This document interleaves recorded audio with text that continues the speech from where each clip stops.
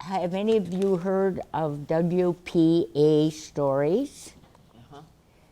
Deb has. WPA means Works Progress Administration. This is an administration to make work for people who didn't have jobs during the early Franklin D. Roosevelt regime.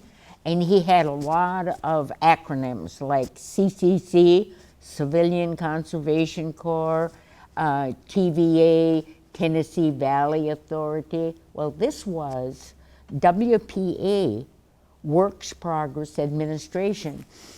And there were two professors that were proficient in languages. They were linguists. One of them was Floyd Lounsbury from Yale University. He had a doctorate from Yale University. And he wrote a program to get funds for Oneidas who spoke the language to learn how to write Oneida.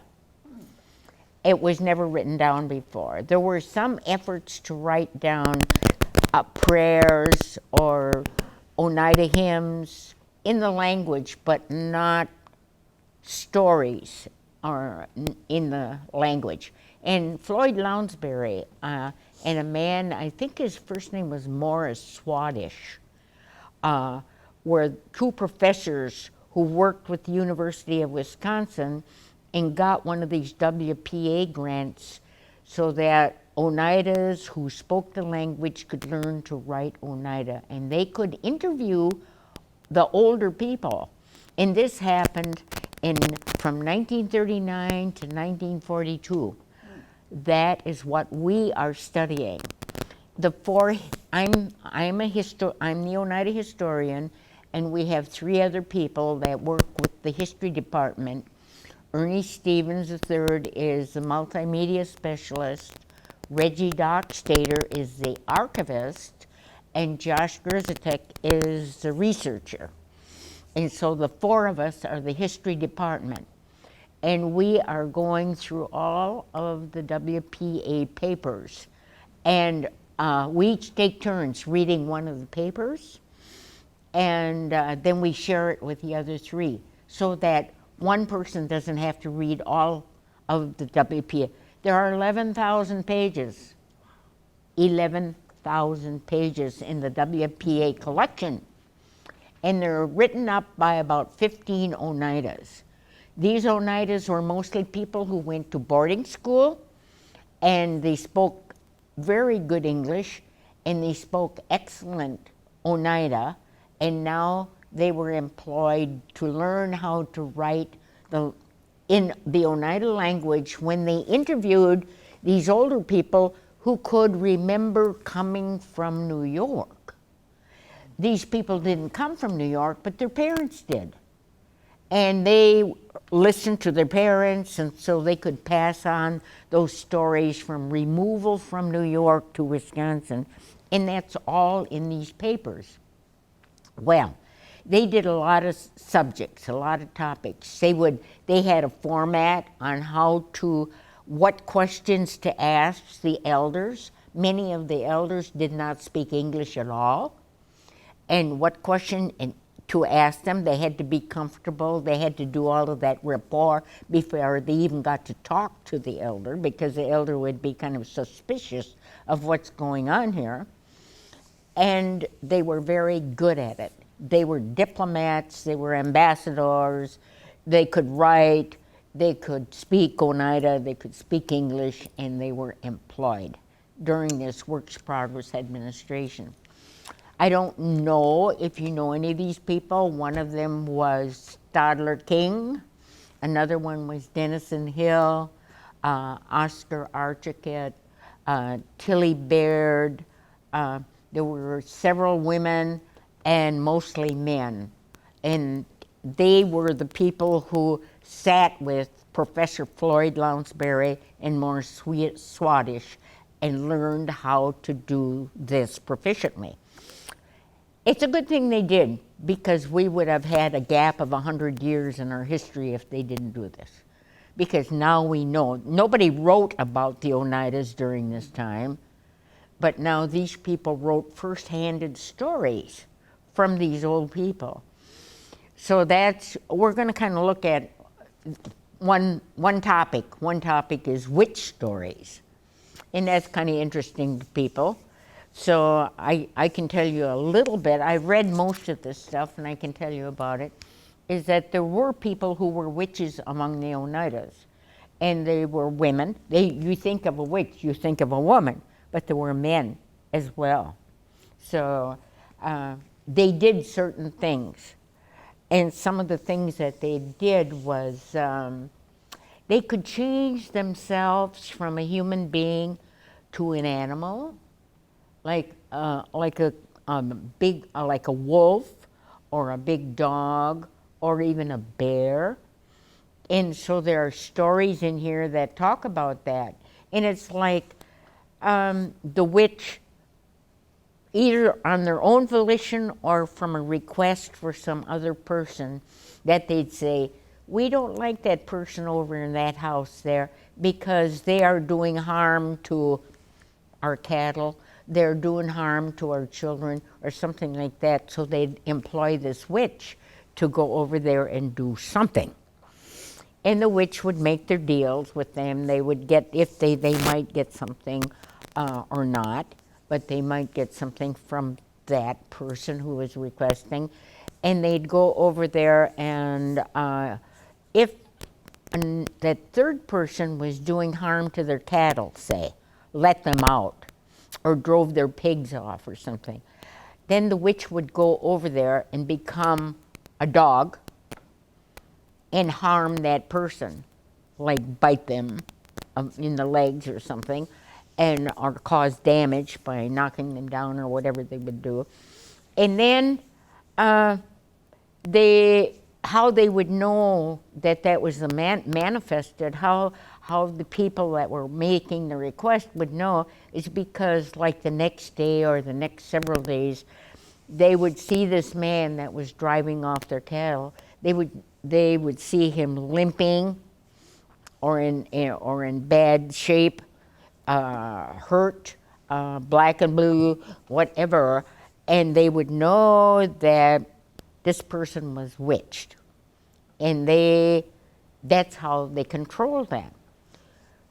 When we came from New York, there are several stories that there were several witches in New York, and the chiefs asked them, if you say you are not a witch, you can come with us to the west, to Wisconsin. If you say that you're not a witch, you can do that. And the three women said, we cannot say that. We are witches. And they were adamant about it. And so they were tomahawked to death in the Longhouse in New York before the people left. This is told and retold in the story. So maybe it's true, maybe it's something, but that's what they said, and that's what's in the stories. Mm-hmm. And then we talk about ghosts. Ghosts were seen doing different things. I think Oneidas, part of the title here is Witches, Ghosts, and Superstitions. And so Oneidas were superstitious too, that they believed in signs of different things. I know one person who dreamt about horses, and especially if the horses were fighting in the dream, that there was something bad going to happen, either in the community or outside of the community. They did not know, but they knew something was going to happen. And so that's a superstition. And Oneidas believed in reading tea leaves, that they'd drink their tea. It was made with tea was made with a handful of tea leaves. Put it in the pot, put the boiling water in there, and you had tea. But you had tea leaves too. So if you poured that in your cup and there were tea leaves, they'd drink their tea, all of it, and then they'd turn the cup upside down on the saucer and turn it around 3 times, and then look at it and read something in there. My grandma did that. Really? Yeah, a lot of grandmas did that. That they would read tea leaves, and they would say something. My mother said that Joe Ninham, her first cousin, she knew that he was harmed out in the Pacific off of Saipan before his mother knew it. She told that from the tea leaves. And she told it to his mother, Adeline Aaron. She told it to his mother before his mother got the Western Union telegraph notice. So she knew. She knew before. And my mother could tell a lot of things. She had that, they call it extrasensory perception, the sixth sense or something. She had that. So she knew a lot of things. And I have a sister like that. They say I have it, but I never know enough to use it. So that's probably true. That I don't let that, those kinds of things enter my head. But a lot of people do, and they have perceptions like that. But they had, in Oneida, there were a lot of people who knew about those things. And you could say there were no telephones when I was growing up, no telephones whatsoever. Well, first of all, didn't even have electric lights till I was about 14. And when I left for the Air Force when I was 18, we didn't have an indoor bathroom. We had to carry the water, and we had an outhouse. So those are all the things that we grew up with. The whole community did. But the whole community looked out for one another at that time. And they were friends, they were relatives, they would eat at one another's house, they would exchange food with one another, like if one had a lot of rice and the other one had some green vegetables, they would trade, so they all had something to eat. They would do that very often, and my family was among them. We had a farm, so we had good eating all the time, but not everybody had a farm. But everybody grew vegetables. Even if they had a small garden, everybody grew some kinds of vegetables. So they exchanged that. And they were friends, mostly they were friends. And we've lost that. I have to make that point too, because I went to the last General Tribal Council meeting. Did everybody go there? I did. Yeah. I think they're terrible. The meetings are terrible.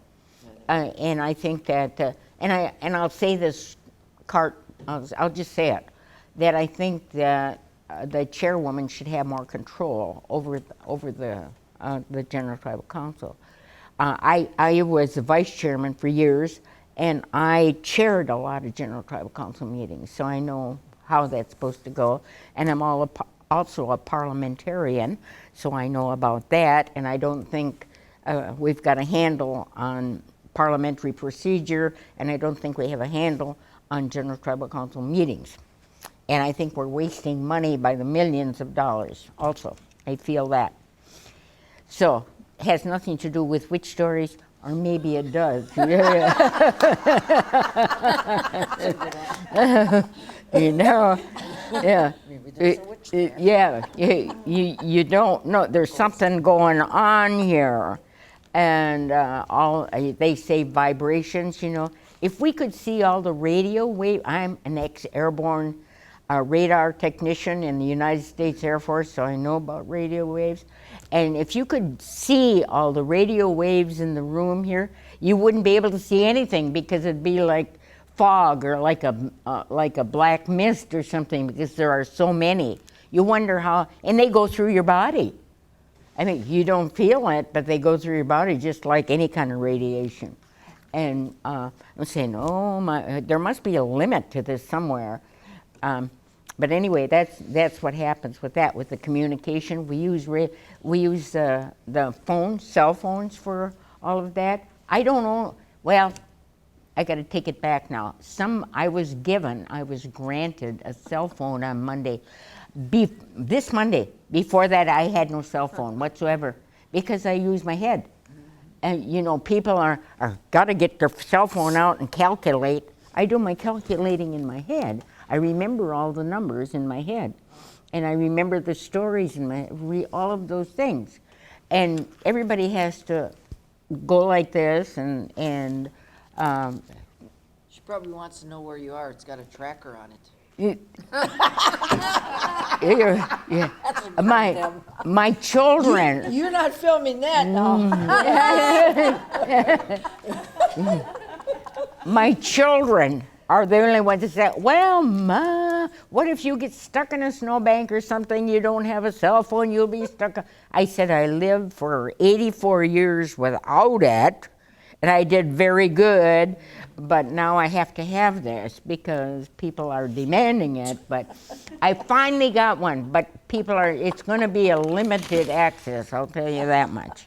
I don't want to be interrupted every day, middle of the night, and all that stuff. Heck with that. Turn it on. Right. Well, yeah, you have control of that, I guess, you know, or I could throw it in the river. Well, Can I interrupt you for a second? Sure. Gail came and she thought we were doing clans today because that's what I thought. oh, I'm sorry, but you know, Marak Ellis is my grandson, and he was going to do clans. He did it in Oneida, but he had to travel out of state to Six Nations, and I'm his grandmother, and I'm the historian. So we were going to do witch stories in October. It's scheduled for October, so we're going to change them. So we're going to have the witch stories today. That's what's going on. If you didn't catch on to that, what I was saying about witches here. So that's what this is now. So welcome. Sorry we changed it, but we had to do that because to cover both sides. So I'm going to read a couple. This is a book of all the witch stories and the WPA stories, and they're written in Oneida, and they're written in English. So anybody could use this book because it's both in Oneida and English. I might read one or two in Oneida, and then I'll read one or two in English. But witches are very prominent in the Oneida culture. When I'm covering this up here, and then I'm not supposed to do that. So witches are very prominent in Oneida culture in the past, and I think like some people wonder if that's not carrying over into today, and that we might have some witches that are covert or something like that, because that's another thing. And there's the other thing about the culture where people were cured if they were sick with the false face medicine ceremonies. They still have those, right? Yes. And then the cleansing of buildings with the false face people as well. And that's not witchcraft, but it's a ceremonial belief. Isn't that where Reiki falls in? Where what? Reiki, does that fall in there? False face, no. No, I don't think so. I don't think That's so. an Eastern. The false faces are considered sacred. They're cut.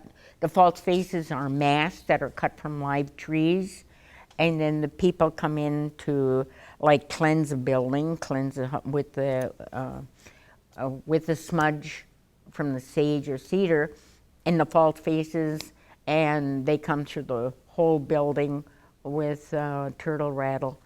So that's not witchcraft. That's ceremonies. So there's a difference there. And but on the false faces, I'll read a couple of these things. It's got a glossary of supernatural terms. It says, Oneida terms for many supernatural events do not always have easy or exact translations into English. Here's a list of some of the most important Oneida concepts with some hints of how they are different from one another and from the English term. Awelu uske, that's witch. That's the Oneida word for witch. Abuela Uskwe? Oh, well, like Owela uske. Uske. This term is generally translated as witch. Witches are human beings with special powers that they usually use for evil purposes. Often they can disguise themselves as animals, and they tend to be hard to kill. What they practice is called Owelu Uske Sla, or witchcraft. Wiskate Sla. Most witches are female, but male witches are possible. They would be called Lawelo Uske. Another term some people use for a female witch is Agawelu Uske. For some people, this is a more respectful term. I don't know why you need to use a respectful term. if you're a witch, and used to describe a smaller or younger witch. But for other people, Awelu Uske and Agawelu Uske are used interchangeably. Yagotku.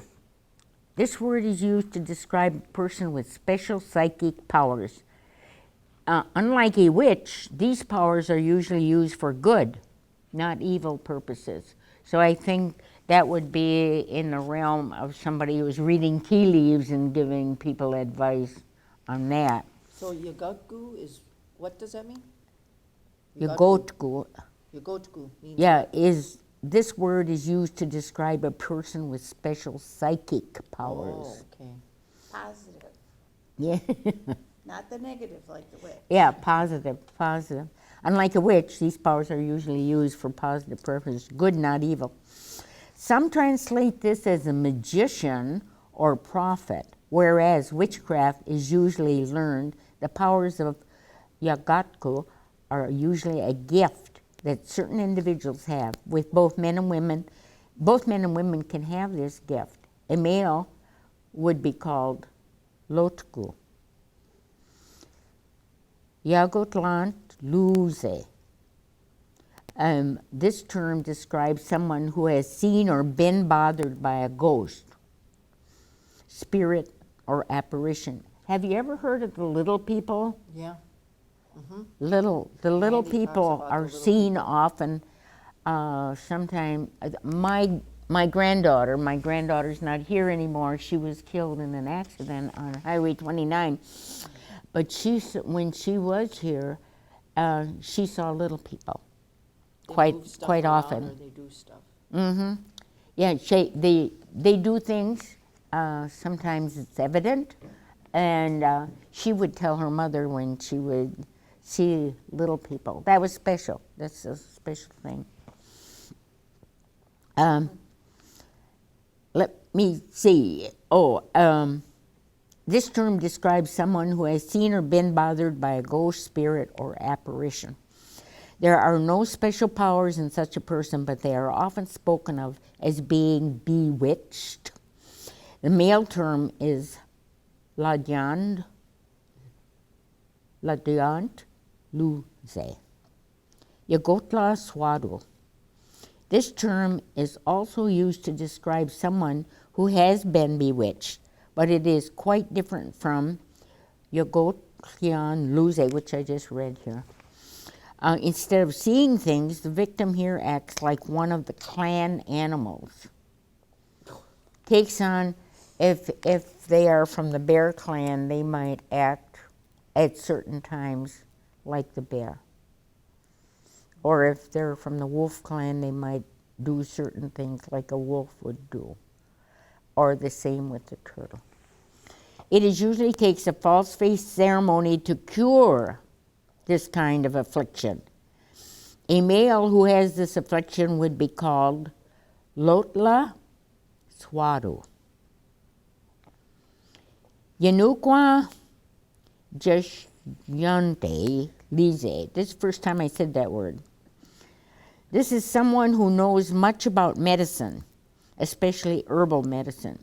Such a person does not necessarily have any special powers, although witches who do have special powers often know and use medicines. There's something called love medicine. I don't know how you say it in Oneida, but I think in Ojibwe it's Jibik. Because I was up at Lac du Flambeau and I used to hear stuff. So, and a lot of people spoke Ojibwe there, so I used to hear it. The dividing line between medicines used for physical curing and those used for supernatural purposes is not always clear. So there could be someone using medicine on somebody else. Maybe some older person, a mother or maybe a mother, who would like this young man to get together with her daughter would use medicine to affect this. That could happen. I know it happens up at Lac du Flambeau because I heard about these things going on. The term for a male is Lanuqua Slayande Lise. Although these are curers, they are not really doctors. The term Larichant should be usually translated as doctor, refers more to one who knows white man's medicine. Here's another term, Yundilu Uske, Slunile. This term describes the action of doing witchcraft. Literally, it means she is doing witchcraft, or she is practicing to be a witch. Yagot Lanunya Nihe. This term describes the act of casting a spell on someone or bewitching them. We got a couple more terms here. We'll go through them. And then we maybe read a story in English. Otgutsolu. This word means false face. A man who is using a false face as part of a curing ceremony would be called Lotgusolu. All of the above words refer to human beings of one sort or another. There are other beings that the Oneidas have words for. So some of these are Luskan. This creature usually has the form of a skeleton. Some believe it is the spirit of someone who has died but not yet found peace. They are frightening creatures. When you have a funeral, generally, and we always had this when I was growing up, a 10-day feast. And the 10-day feast would be for preparing the foods for the people, but preparing foods that the deceased liked, and then putting some of those things that the deceased like on a plate, on a certain plate, and then that place would be reserved for the deceased, and before the sun come up in the morning, that plate would be disposed of somewhere. And then the deceased would be on his or her way to the next world in a peaceful state. That's what that all is meant for. Who is responsible for just taking the plate? Usually, Wasn't the family, somebody it's somebody outside? else, another, and if you have the three distinct clans, it would be somebody from the other clan than the deceased person. And maybe the other clan would be taking care of all of the funeral kinds of arrangements, like preparing the food for the family of the deceased and all of that kind of thing. And they probably would also take the plate.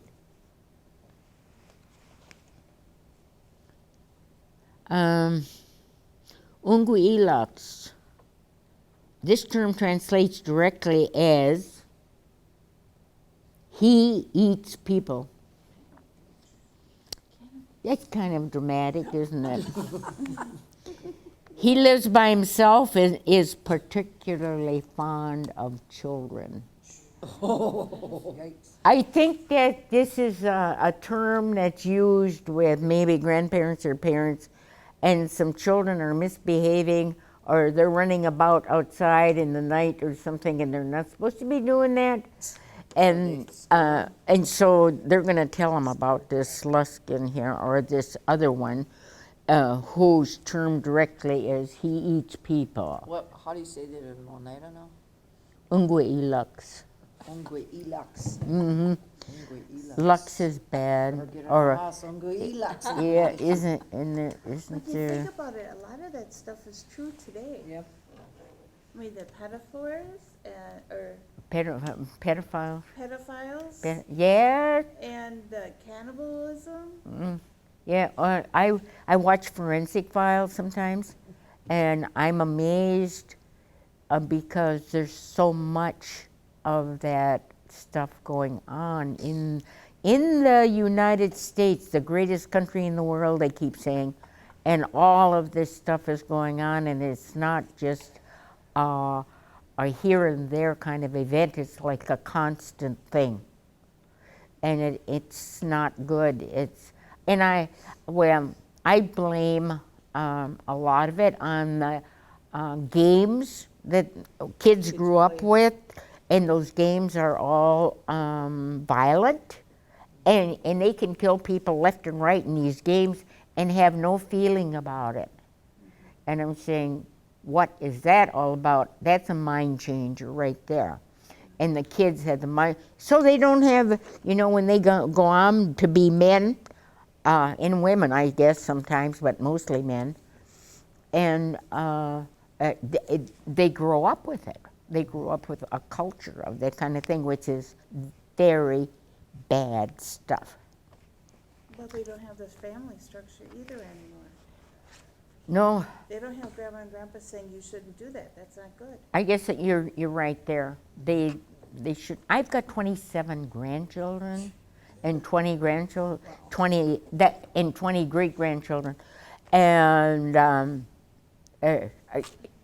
that's good. And then there's a whole lot of people in my community that I'm not their grandma, but they call me grandma. But if I need to give them hell for something, I do.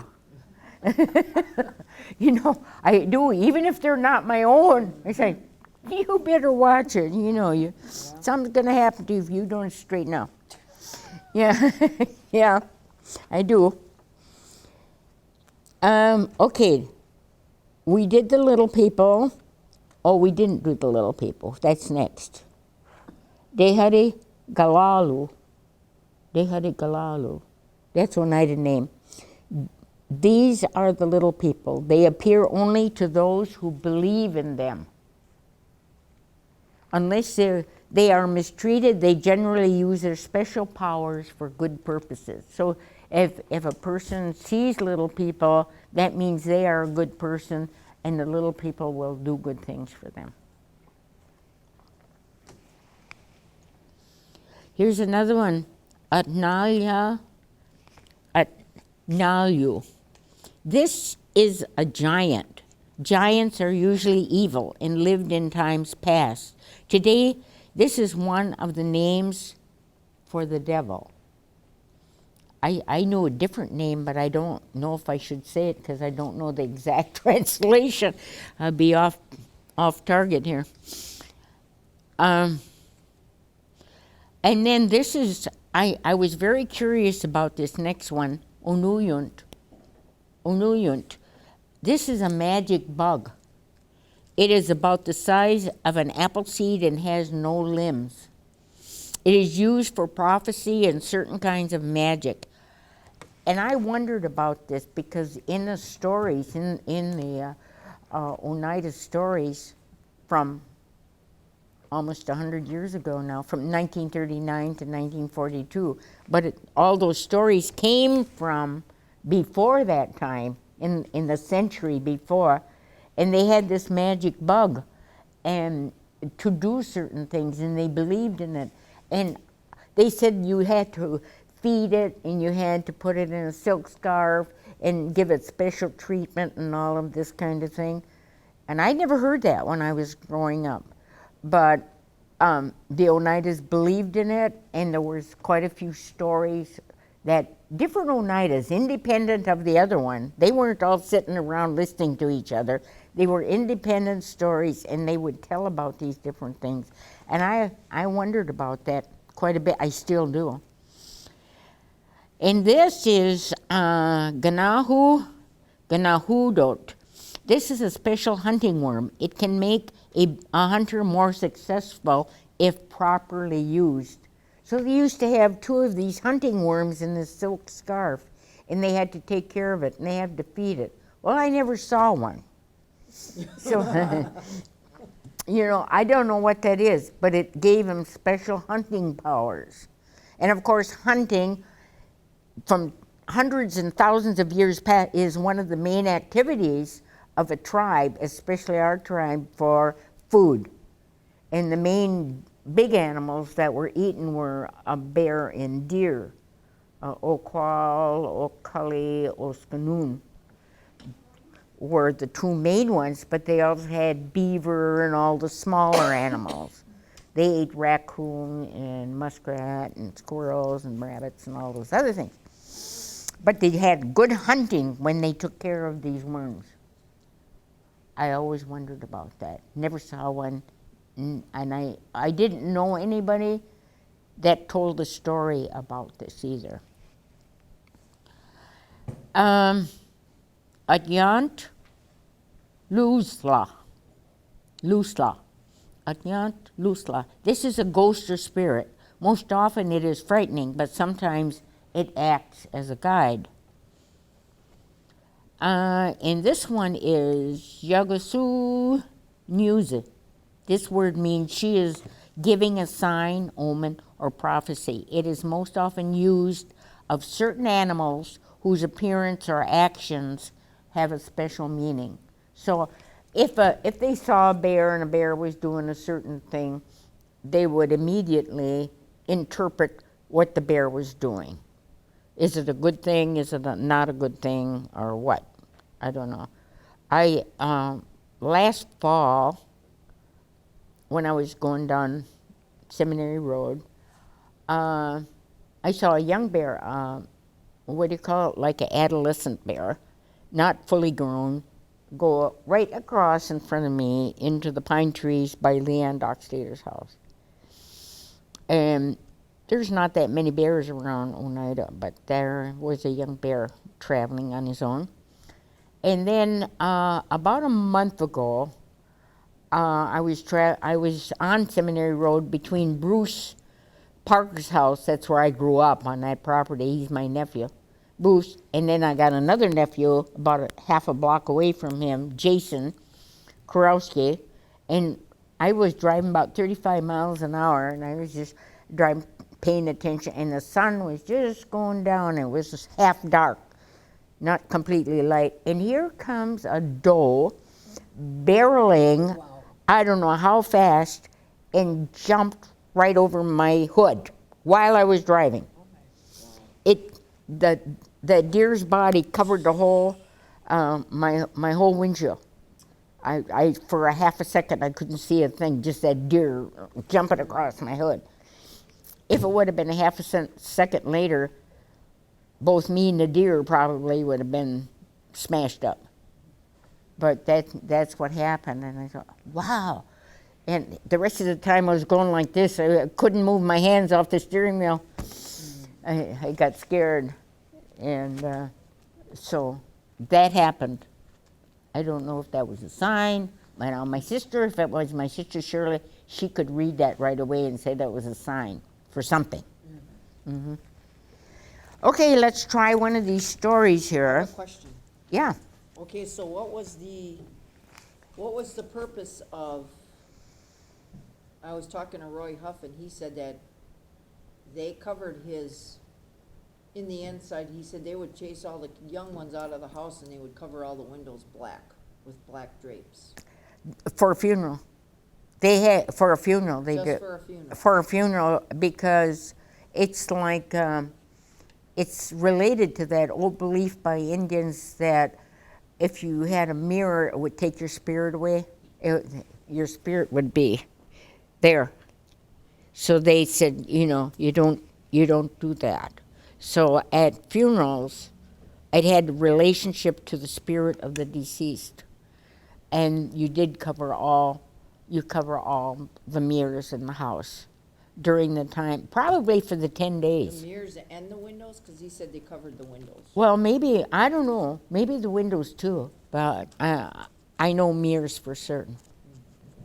But Probably the windows too, because of 'Cause the the good reflection. reflection. yeah, It'd if be they're, just like a mirror. that was it. They didn't, you know, you didn't have that. But That was, did they bring the body through the window instead of the door?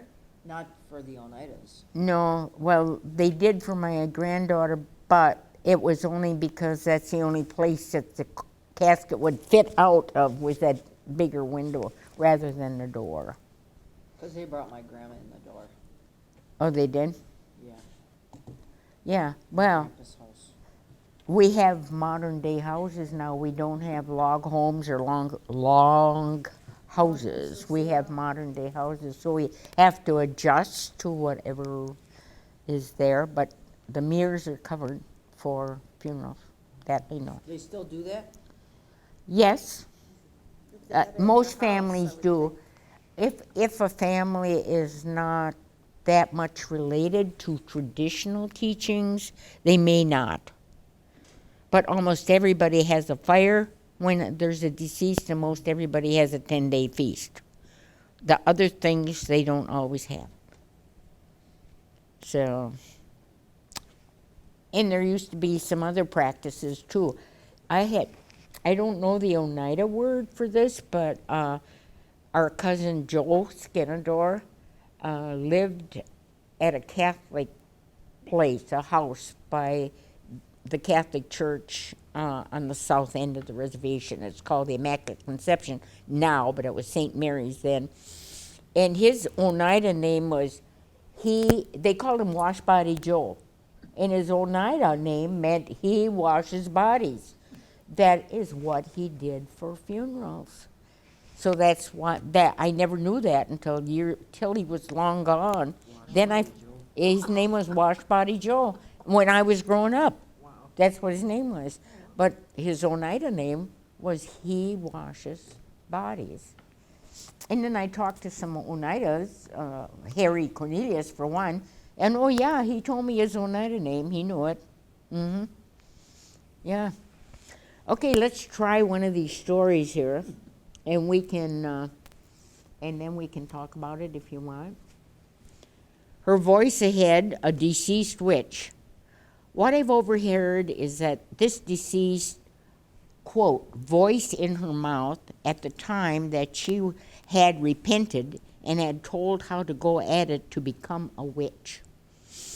To become a witch, you would have to go into the woods and gather some green grass snakes. Well, wait, it gets, it gets better than that, yeah. In order to get snakes, you would sing a song. So you'd sing a song and the snakes would come out, see? But I do not know what kind of a song they used to sing. So this person who was interviewed, it's told by Lavinia Elm to Ida Blackhawk. So Ida was taking down the notes in Oneida, and Lavinia was telling her about how you did this. And it's during the time you are singing that the snakes will come to you. And with these snakes, you cut off a portion of their tails. And this blood is what you drink. Oh my gosh. And you become a witch. Well, I guess so. If anybody would drink snake's blood, you would become a witch. You would become something. And your first assignment is to bewitch the one you love the best. Oh my. In order to do this, you would have to have a strong mind and not be baptized while you were in training to be a witch. And this is a very important point, because the difference between the ceremonies of the traditional Oneidas and the churches was very far apart. And all of the ministers and priests talked against the ceremonies, that you were going to be excommunicated from your church if you practice these ceremonies. So there were a lot of chiefs. There were 8 chiefs who went to the Episcopal Church, and there were 6 chiefs who belonged to the Methodist Church, and they wanted to be leaders in the church. They wanted to be leaders in their community, so what they did was practice the ceremonies underground or covertly. No, secretly, so that the priest would not know what they were doing. So they could be big men in their community, and they could be big men in the church. I thought that's, this is like paranoia or something. I thought this would be a very, very traumatic, difficult time for the leaders to be forced to choose if you were practicing your old traditional ways or if you were practicing Christian ways that were absolutely opposed to everything traditional. So I thought that would be no wonder, sometimes I say, no wonder we are like we are. Because we were split right down the middle on everything that concerned the tribe.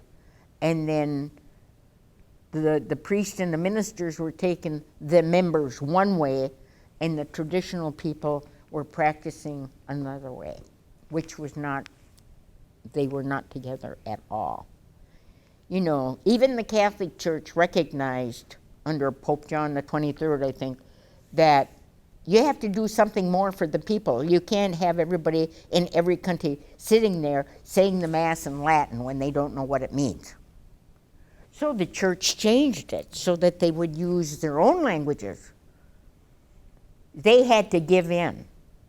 The churches at Oneida did not give in to the traditional ways, ever. So I said, it's no wonder that we're here at all and that we are the way we are. To this day, they don't do allow any of the traditions in the church? Not in the church, No? no. But They do Latin masses though. a long time ago, did they have someone interpreting in the church? Yes, So they spoke Oneida in the church. they did speak Okay. Oneida in the church, yes. They did interpret in both churches. And they did sing the Oneida hymns in both churches. So they did allow that. They did Yeah. that, but that did not have anything to do with curing ceremonies or false faces or any of those kinds of things were not welcome in either church. We only got halfway through this. And you have to bewitch the one you love best. That's where we ended. In order to do this, you would have to have a strong mind and not be baptized. That's what I had read. While you are training to be a witch. So there was no connection between the churches and doing any kind of ceremonies. All witches are dishonest. A supernatural power person is altogether different, and they don't harm you in any way. But if you are baptized, you do not have the supernatural powers. If you get baptized, that takes away your supernatural power. And this is translated by Amos Christian. The whole story is here in Oneida, in the Oneida language.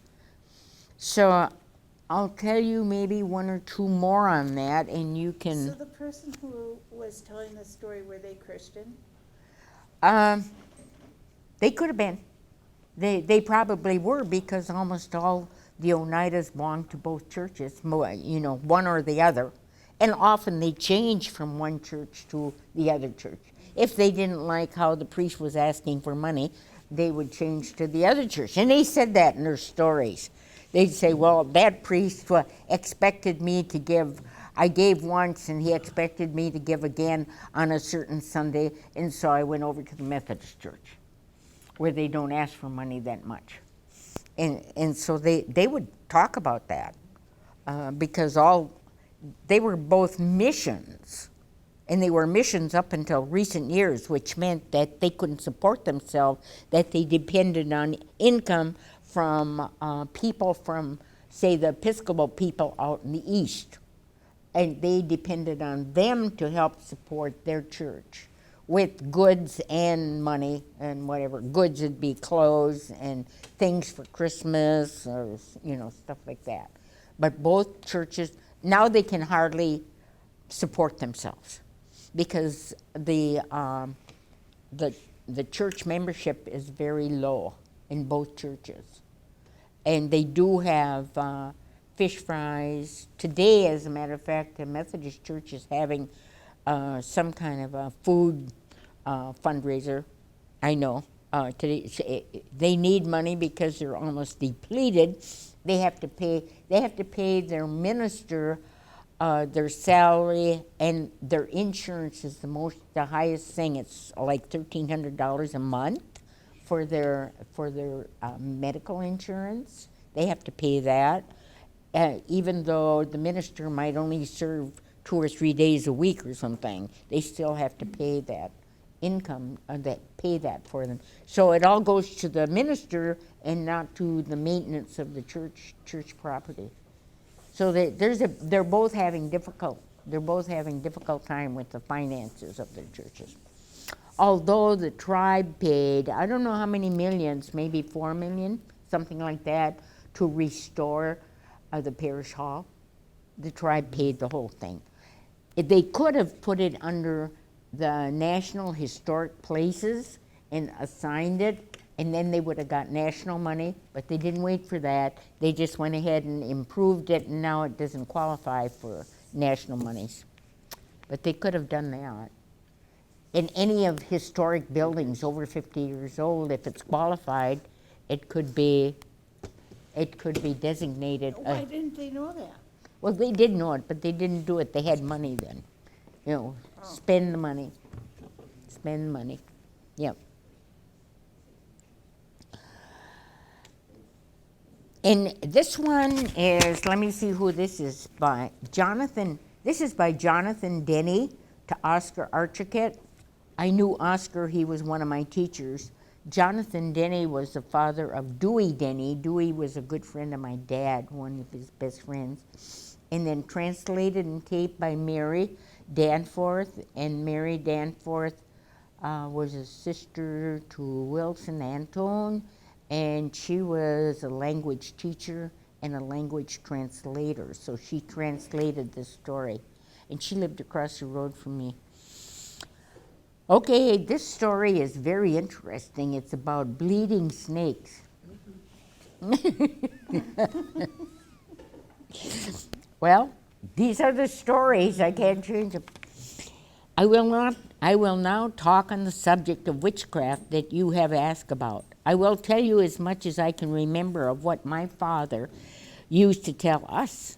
There were a few. Now, my father, Jonathan Denny, was quite a bit older than his wife, and he was, I don't know when he was born, but late 1800s, but his father would have been born in the middle of the 1800s. So this goes back quite a ways, these stories. There were a few of these Oneida men that belonged to this Duck Creek prayer place that they had put up. They also had to cut brush in back where the cemetery was located. I don't know if they're talking about the Methodist cemetery or the Episcopal cemetery. So they met at the church and all went as a group to the place where they are going to work. To their surprise, they found an area that had already been cleared of brush.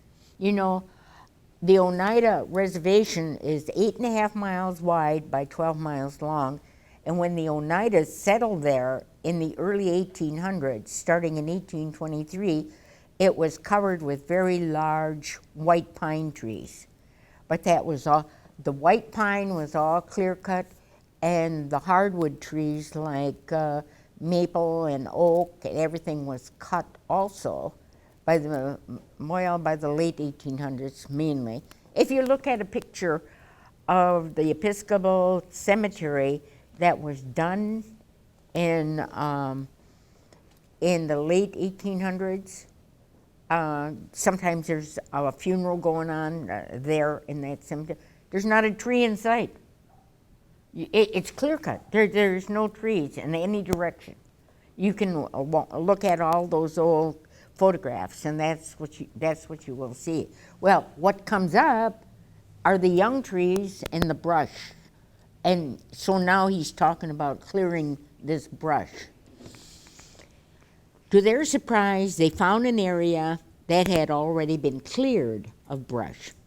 In this area, there were 2 poles standing a short distance apart. The sticks were forked. There was a smaller pole put across the top.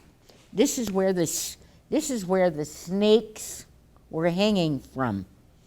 There were also wooden dishes placed directly below the snakes, and there the blood was dripping into these containers. Kind of gross, but that's what happened. I mean, they wouldn't. A lot of snakes. I think there were. When I was walking to school, I saw a lot. And there would be a lot that were driven over when they crossed the road and stuff. But any kind of birds like hawks or crows would clean them up off the road. But when I was going to school, there were quite a few along the road where I walked. And by the way, they were wherever there were barns or snakes eat small rodents, and they would, if there were like rats under the corn crib, because rats like corn, then there would be snakes there.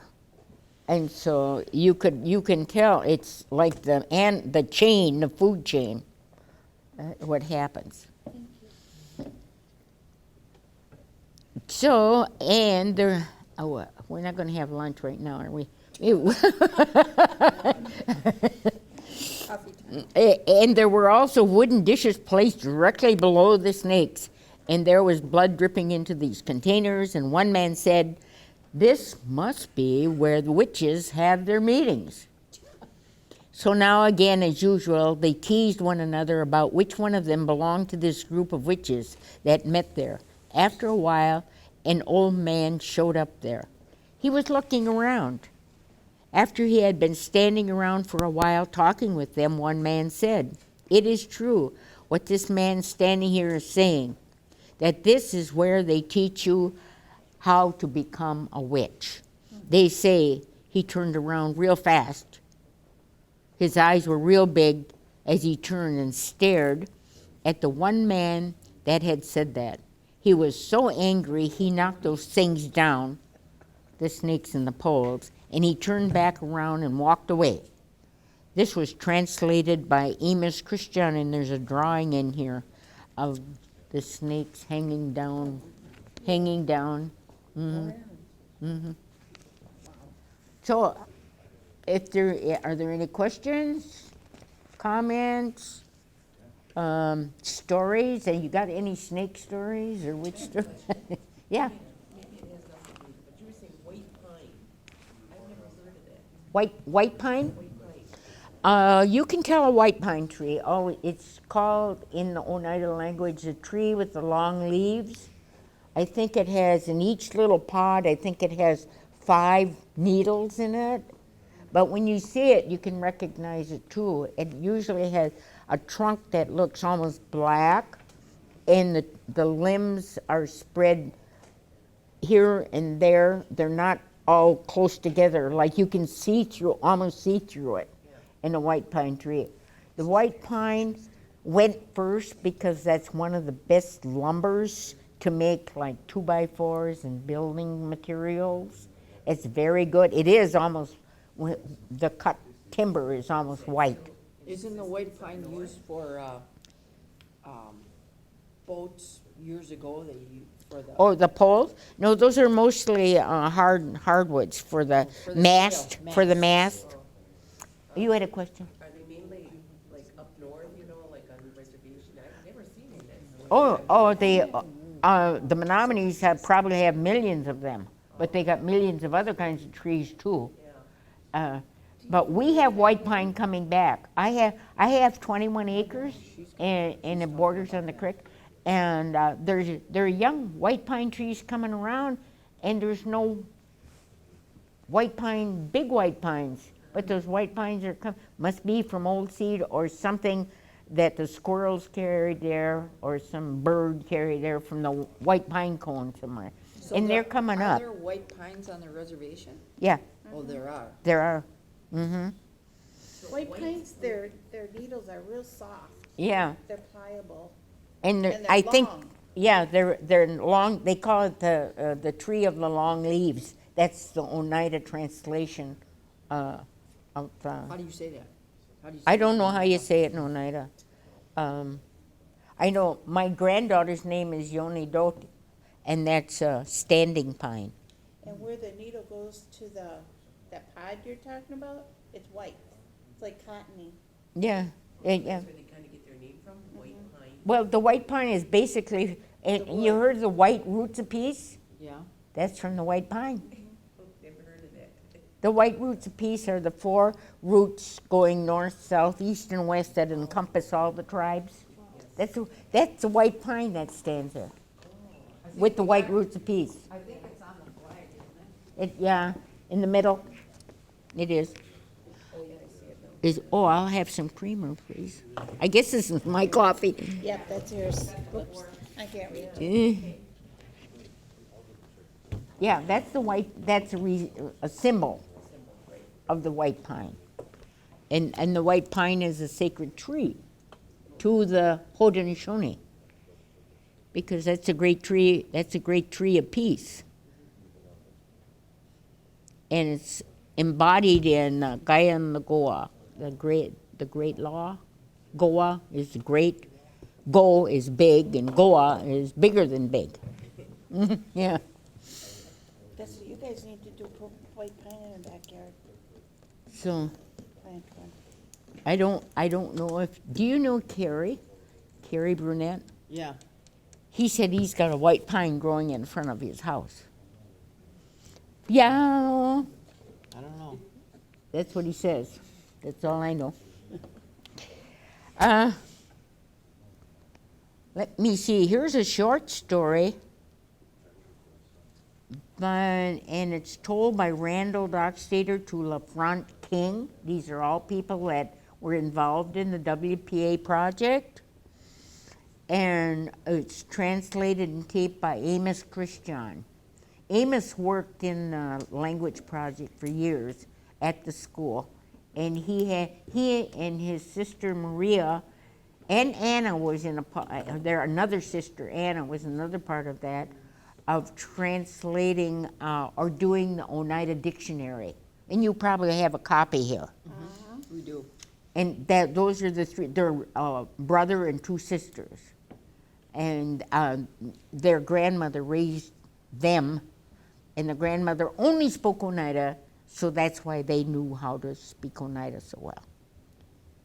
So my grandfather spoke Oneida too, and he hardly spoke English, but I was 8 years old when he died, so that's how much I know about that. I remember him talking to Zachariah Skenador, his cousin, and to Luther Ninham, his nephew. I remember him talking, but I remember how it sounded, but I did not understand Oneida.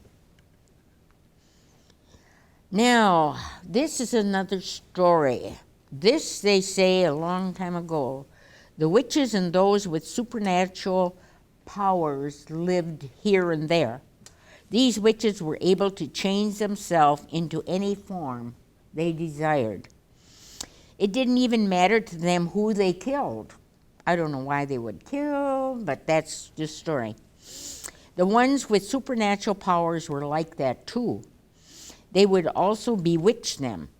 I don't know how, they and who, them, but it was the witches that would kill the ones with supernatural powers.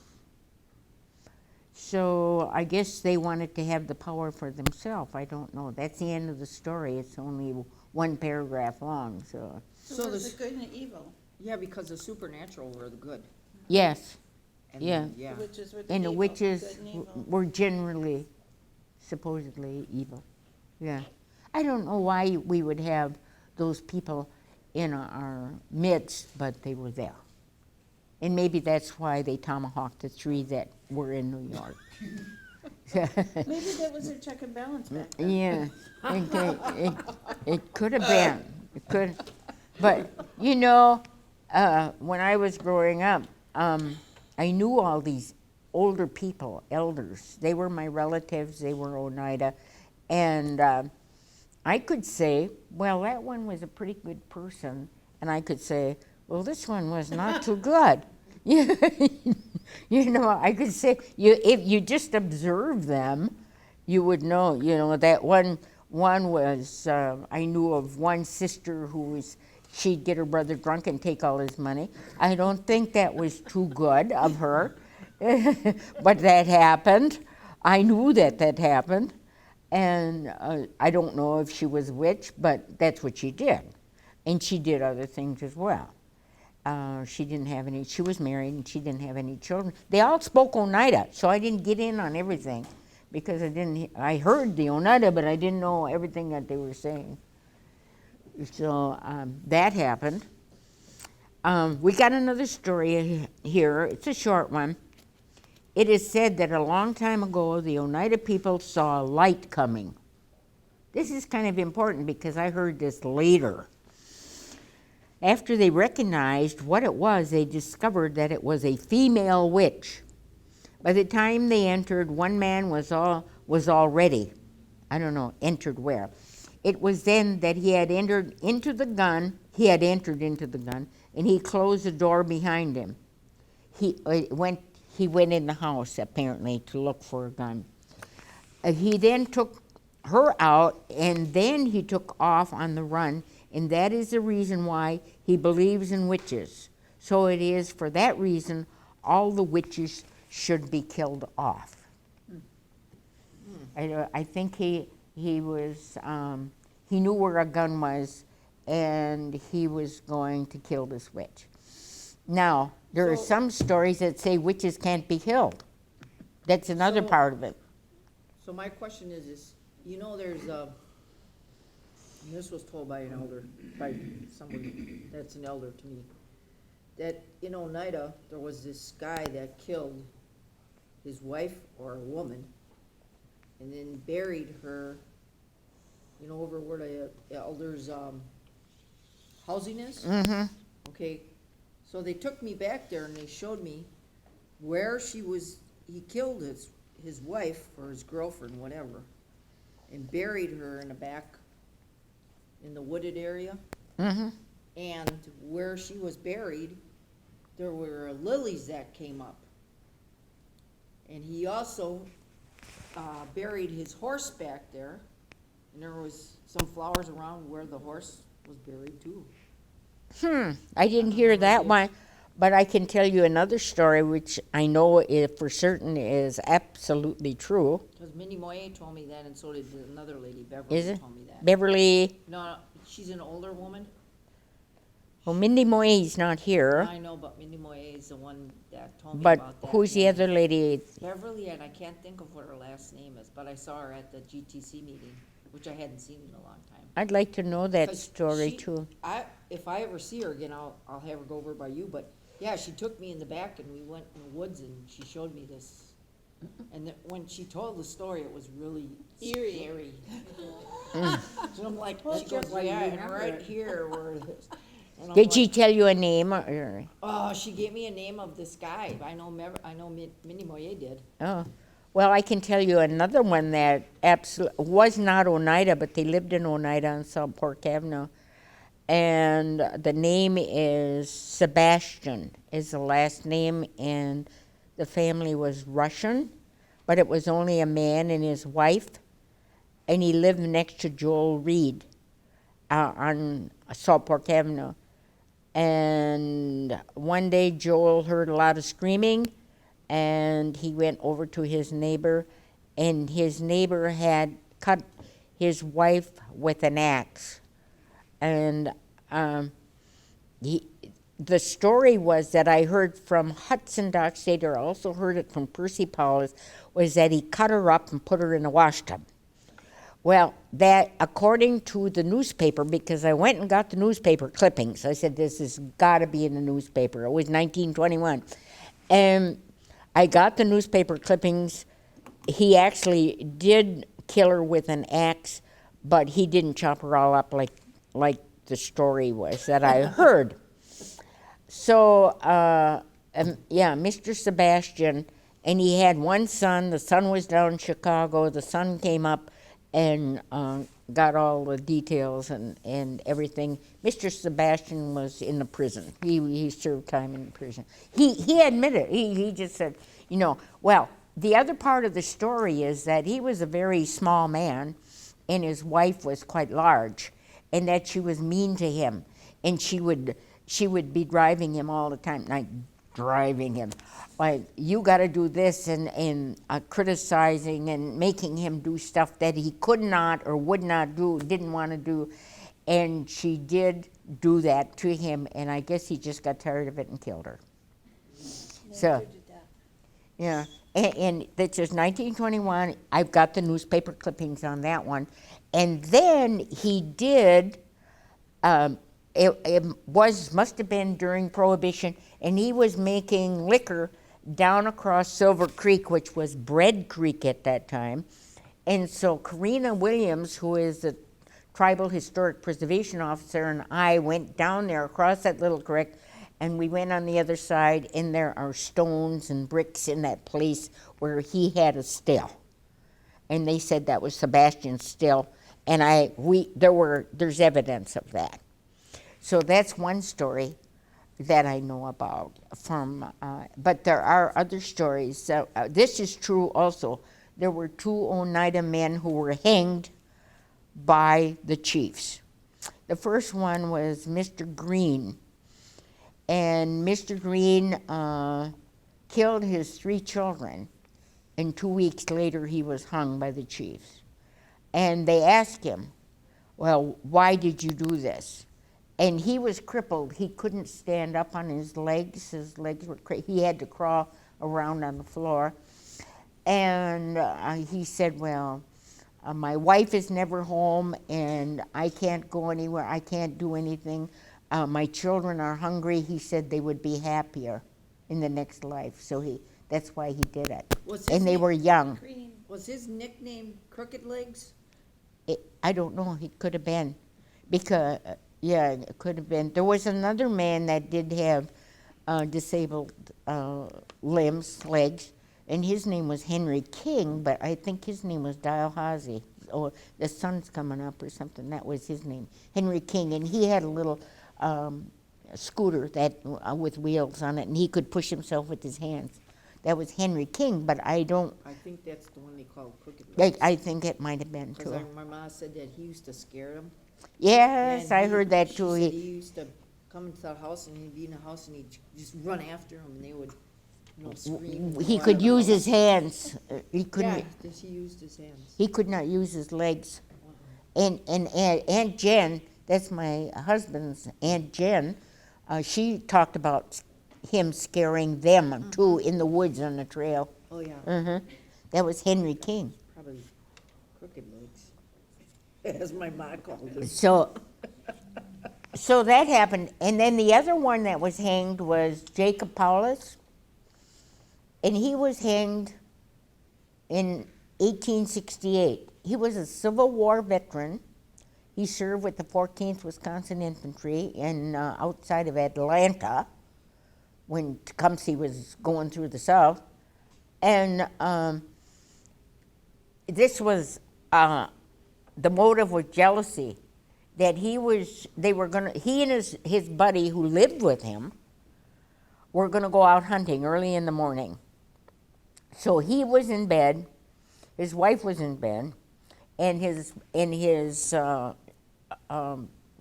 cohort was making a fire. He made the fire in the morning. Then he went went and said to Jacob, he says, well, get out of bed and I'll get in for a while, or some such comment as that.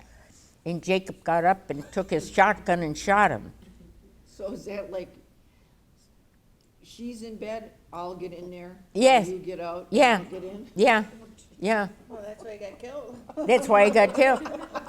He shot him with the shotgun, and his friend, it was his friend before, best friend before that, and he, Hers too. yeah, I guess so.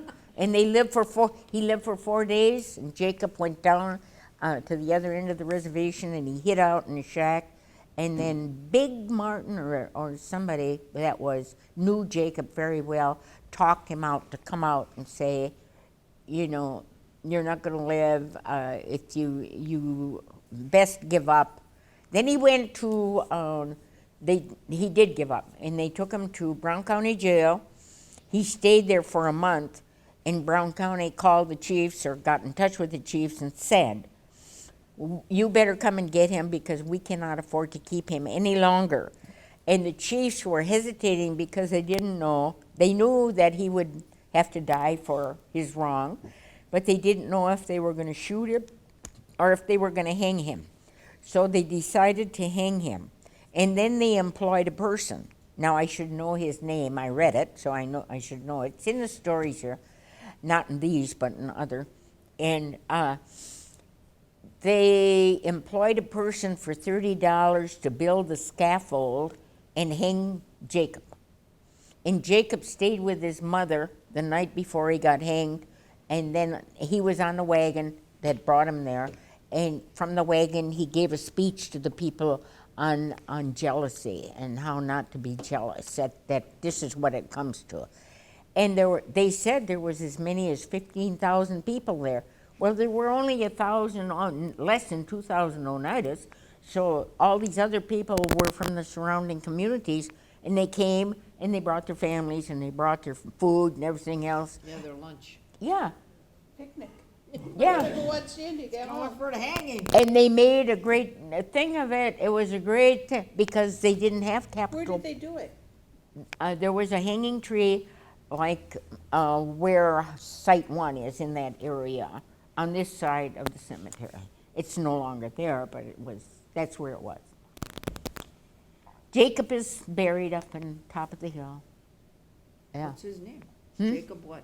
Paulus. Oh, Jacob Paulus. Jacob Paulus. Yeah, and it's in the WPA stories over and over. And there's different kind of versions of it, but if you read all the versions, you probably get the real story, you know. And there were some people who remembered it, like Woody Webster told me about it. And Woody died when he was 99 years old, but he wasn't there, but he heard it from his parents. I remember Woody. Yeah. So, you know, it was passed down as an oral thing. And I heard about it, and then I knew that this happened and that the chiefs did hang him. And they hung Mr. Green, too, and I forgot his first name, and who killed his 3 children. But if you look in the burial records, you see his 3 children's names. 2 weeks later, you see his name, because he was hung and buried in 2 weeks after that. Mm-hmm. Now, what about some of the superstitions, like birds hitting the window and all that other stuff? Yeah, I don't know if I have any in here. I probably didn't get to that part. But the superstitions are, yeah, if a bird hits your window, that somebody's going to be sick or die. If a little screech owl, you know how they're only about this big, but they make a heck of a racket. And if they're outside of your building and they screech 3 times, that's an omen for somebody in your family or close by that's going to pass away. I guess there are other superstitions that happened that people heard or saw or something. Like Dropping a knife, a guy's gonna come to your house. Oh, yeah, if dropping a spoon is a certain thing, or dropping a fork is another certain thing. people What are, about the hawks? Didn't the hawks have something too? If The they're birds. circling? Yeah. I don't know. Just if the bird hits the window, then someone Yeah, die. well, my grandma lived up north. Her name was Essie Mae Denny, and this was her third marriage. She was living up on 40 acres of land on, what do they call that? Homestead, like a homestead up by Excellent and Ladysmith, north of Ladysmith. And that's where she was living. And I was driving with my 3 boys and Julie, my daughter, and we were we were going to drive up to Red Lake in Minnesota. And I said, well, Grandma's house is on the way. She no longer lived there. Well, she was long since gone in 1956. And so I said, I'm going to see if I can find Grandma's house. So I did. I found it. And there were boards going this way on the windows, up and down. And so there was space between each one of the boards. So I was going like this. There was a bird on the other side picking them this way. On the inside of the house, looking out, it was an old farmhouse, long abandoned. Yeah, that's just what happened. I was going like this, and the bird was the other way. Yeah, and years later, I don't know how many, must have been 20 years later, that Floyd and I had gone up to Lacoudray, and this is between Lacoudray and Ladysmith. And that's Highway 40, goes along the river there. And then he said, let's see if we can find Grandma's house again. So we were going down this road, and there was a car behind us, and he didn't like that, the car following, and we're going slow, looking for a road. So he said, well, we'll just drive in this road, let that car go by. We drove in the road. The name up there was Lonesome Road. And we drove to the end of the road, and there was the house. Just like that. There was the place. And on Lonesome Road. So I can find it any time now after that. Because it was just a fluke. We turned in there, and that was the road we were looking for. In all of Wisconsin, northern Wisconsin. Okay. I got a couple more. What time is it? It's just almost noon. We got So we're, lunch, too. We We got something to eat. got something to eat. Oh, that's good. So I won't read this one short story, and then we're done for today. But if you have questions or whatever, I could even copy this and send it to you if you'd like to have it. They all believed. It is said that long time ago, the Oneida people saw, well, I read all that one, and the witches should be killed off. I read that one already. So let's see if we got another short story here. A lot of them are pretty long,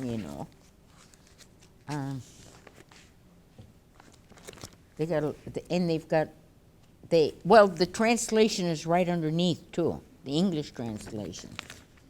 And then the English is also in just a story by itself. Okay, this is a short story. They say a man was picking berries.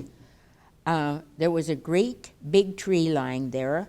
It was at the place where the tree had fallen over with the roots and all.